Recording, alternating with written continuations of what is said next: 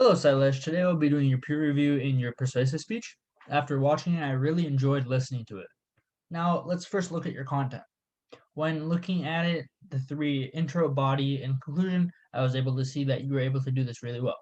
When looking at your introduction, you were able to have a really good attention grabber, where you talked about a personal connection to you, your dad, who was a victim of identity theft. Now, the topic of identity theft, I also have gone through it where I sometimes have had a fraud alert where someone else in another country or another state is actually buying something with thousands of dollars and I'm not even there. Like once I got a call from my bank, are you buying $1,400 worth of shoes in, I think, Florida? And we live in California, which is just bizarre. Now, when I continued to look at your introduction, there's a little part of it that I was confused about. When you first started introducing identity theft, you kind of like repetitively said identity theft is a problem like twice. I'm not sure if that was a mistake or it just sounded very redundant in the beginning when you were talking about this. And then I also do think that when you're talking to, when you're pertaining to state like the audience, instead of saying the audience, you can just say for you people for you at home or you students at home or for anyone at home instead to make it more personal. You had a clear body where you had supporting materials which were supported with evidence. You also did have a clear conclusion.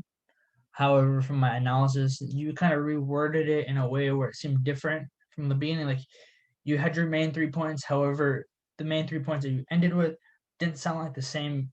I don't know why. It was a little weird. Your use of language and supporting material were good. But one thing is that when it comes to like the way you were speaking, like in terms of language, you could like were very repetitive. So you tried using filler words instead of like saying or but you were able to you use the word and a lot.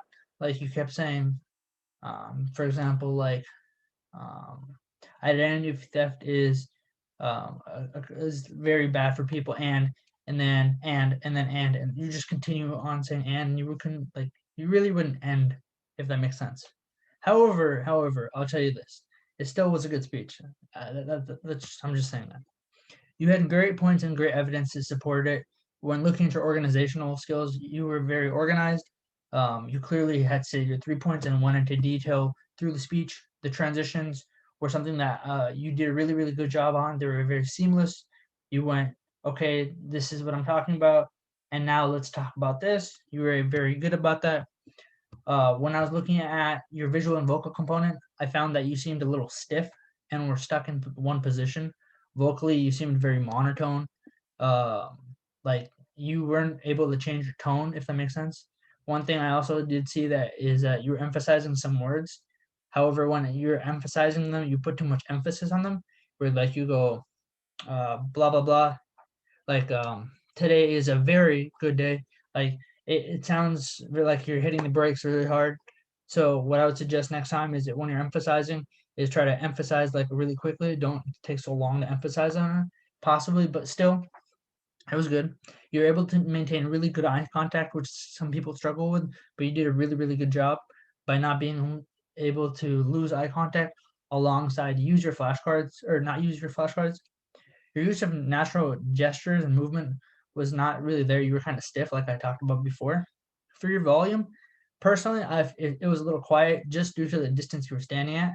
However, if I turn up the volume on my headphones throughout the whole video, it was perfectly fine. You were still projecting to the audience. One positive aspect was your introduction that I saw. I specifically liked the part where you were able to connect with us emotionally by talking about your dad and how he was a victim.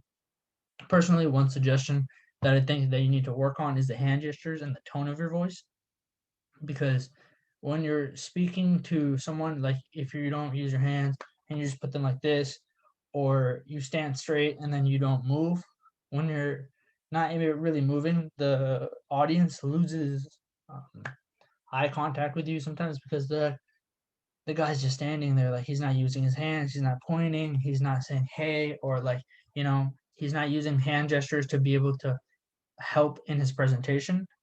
But that's just a suggestion personally that I think that you should do in your next speech if possible. overall, I did really like your presentation and loved listening to it. Thank you.